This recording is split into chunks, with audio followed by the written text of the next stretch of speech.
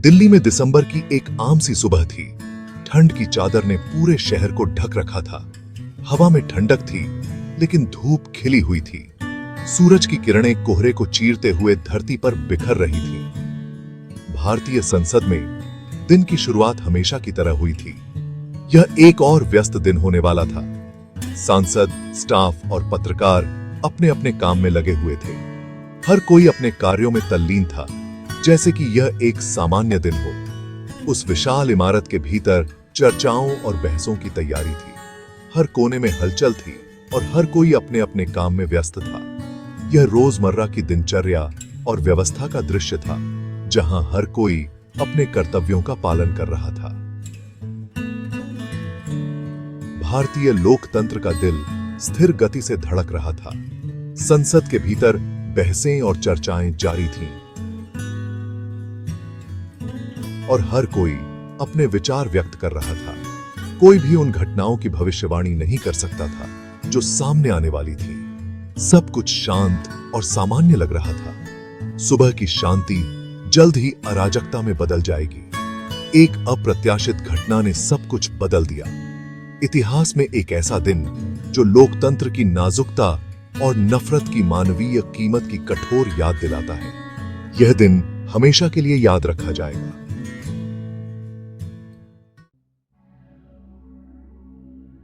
लगभग सुबह 11:40 पर एक साधारण सी सफेद एम्बेसडर कार संसद के दरवाजे पर पहुंची।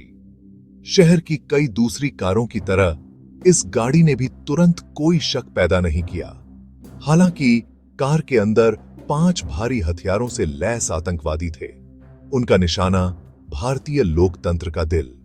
कार तेज गति से गेट से घुसी और शुरुआती सुरक्षा चौकी को पार कर गई। अचानक घुसपैठ से हतप्रभ गार्ड के पास प्रतिक्रिया करने का समय नहीं था। यह एक सुरक्षा चूक थी, जिसके भयानक परिणाम होने वाले थे। जिसके भयानक बाय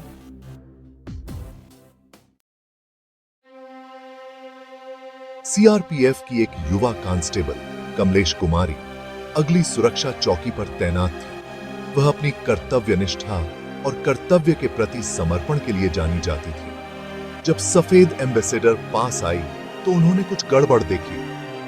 कार में सवार लोग नकाबपोश थे और संदिग्ध रूप से काम कर रहे थे। बिना किसी हिचकिचाहट के कुमारी ने गाड़ी को रोकने के लिए कदम बढ़ाया। उन्होंने अपना हाथ उठाया, ड्राइवर को नियमित जांच के लिए रुकने का इशारा किया। आसन्न हमले के खिलाफ उनकी त्वरित कार्रवाई सुरक्षा की पहली पंक्ति साबित होगी। उनकी त्वरित तेज थी।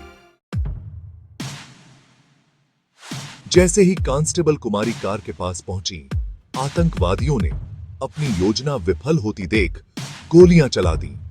गोलियों की आवाज से सुबह की शांति भंग हो गई, जो संसद परिसर में गूंज उठी। गोलियों की बौछार में फंसकर कुमारी गिर पड़ी। अचानक गूंजती गोलियों की आवाज ने संसद में सदमे की लहर दौड़ा दी। अंदर मौजूद लोगों को समझने में समय लगा कि क्या हो रहा है। कई लोगों ने शुरुआत में गोलियों की आवाज को पटाखे समझा, जो त्योहारों के दौरान आम बात है। अपने शुरुआती हमले में सफल होने के बाद आतंकवादियों ने कार छोड़ दी और संसद भवन में घुस गए। वे AK-47 राइफल, ग्रेनेड और विस्फोटकों से लैस थे। उनका उद्देश्य छठी आतंकी का और यही अधिकतम नुकसान पहुंचाना और संसद को बंधक बनाना। संसद के अंदर स्थिति की गंभीरता का एहसास होने लगा। गोलियों की आवाज और भागते हुए लोगों को देखकर दहशत फैल गई। सांसद, स्टाफ और पत्रकार सुरक्षा की तलाश में इधर-उधर भागने लगे। कार्यालयों, गलियारों और डेस्क के नीचे छिपने लगे। जैसे ही आतंकवादी इमारत में घुसे, उनका सामना साहस की दीवार से हुआ। सुरक्षाकर्मी, हालांकि संख्या में कम और हथियारों से कमजोर थे, उन्होंने निडर होकर मुकाबला किया। उस समय निहत्थे कांस्टेबल J.P. यादव ने आतंकवादियों का सामना किया। समय बचाने की एक हताश कोशिश में उनसे भिड़ गए। बाहर रैपिड एक्शन फोर्स और दिल्ली पुलिस ने तुरंत संसद परिसर को घेर लिया। सुरक्षा बलों और आतंकवादियों के बीच एक भयंकर मुठभेड़ शुरू हो गई, जिसमें सुरक्षा बलों ने आतंकवादियों को मुख्य कक्षों में प्रवेश करने से रोकने की कोशिश की। यह हमला लगभग 45 मिनट तक चला। गोलियों की आवाज और धमाकों ने पूरे क्षेत्र को हिलाकर रख दिया। जब गोलियों की आवाज थमी तो 9 लोग मृत पड़े थे। यह दृश्य दिल दहला देने वाला था। 5 आतंकवादी, एक संसद सुरक्षा गार्ड जिनकी बहादुरी को हमेशा याद किया जाएगा, एक माली, एक पत्रकार और कांस्टेबल कमलेश कुमारी, जिन्होंने अपनी जान की परवाह किए बिना दूसरों की रक्षा की। इस हमले ने पूरे भारत और दुनिया को झकझोर कर रख दिया। अंतर्राष्ट्रीय मीडिया ने इस घटना को व्यापक रूप से कवर किया। यह आतंकवाद के खिलाफ लोकतांत्रिक संस्थानों की नाजुकता की कठोर याद दिलाता है। हमारे लोकतंत्र की सुरक्षा के लिए यह एक गंभीर चेतावनी थी। भारतीय संसद पर हमला आतंक का एक जघन्य कृत्य था। यह हमारे देश की संप्रभुता पर सीधा हमला था।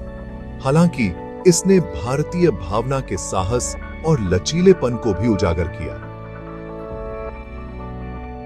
हम एकजुट होकर इस चुनौती का सामना करने के लिए खड़े हुए।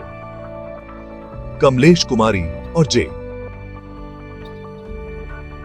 पी यादव जैसे सुरक्षा कर्मियों की बहादुरी, जिन्होंने अपनी जान की बाजी लगाई, जिन्होंने अपना सर्वोच्च बलिदान दिया, उनकी वीरता को कभी भुलाया नहीं जा सकेगा। हमेशा भारतीय इतिहास के पन्नों में अंकित रहेगी। उनकी यादें और बलिदान हमें प्रेरित करते रहेंगे। इस हमले के बाद भारत ने संसद और अन्य प्रमुख स्थानों पर सुरक्षा प्रोटोकॉल को मजबूत करने के लिए महत्वपूर्ण बदलाव लागू किए।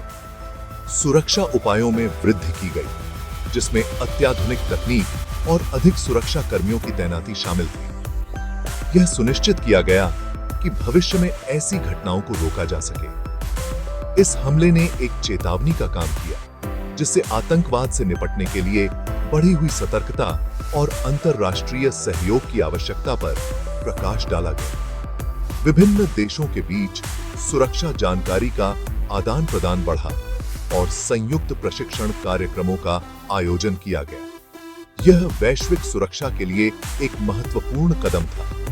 2001 के संसद हमले की याद लोकतांत्रिक मूल्यों और संस्थानों की सुरक्षा के महत्व की याद दिलाती है। यह घटना हमें यह भी सिखाती है कि हमें हमेशा सतर्क रहना चाहिए और अपने लोकतांत्रिक अधिकारों की रक्षा के लिए तैयार रहना चाहिए। शहीदों को श्रद्धांजलि अर्पित करते हुए हम उनके बलिदान को कभी नहीं भूल सकते। यह विपत्ति का सामना करने और मजबूत होकर उभरने की मानवीय भावना की क्षमता का प्रमाण है। इस घटना ने भारतीय समाज को और भी अधिक एकजुट किया और लोगों ने मिलकर पुनर्निर्माण और सुधार के प्रयास किए। यह हमारे सामूहिक संकल्प और एकता की शक्ति को दर्शाता है। यह हमला हालांकि भारत के इतिहास का एक काला अध्याय था, लेकिन अंततः आतंकवाद का मुकाबला करने और लोकतंत्र के सिद्धांतों को कायम रखने के राष्ट्र के संकल्प को और मजबूत किया। इस घटना ने हमें यह सिखाया कि हम किसी भी चुनौती का सामना कर सकते हैं और अपने देश की सुरक्षा और स्वतंत्रता की रक्षा के लिए हमेशा तैयार रहेंगे।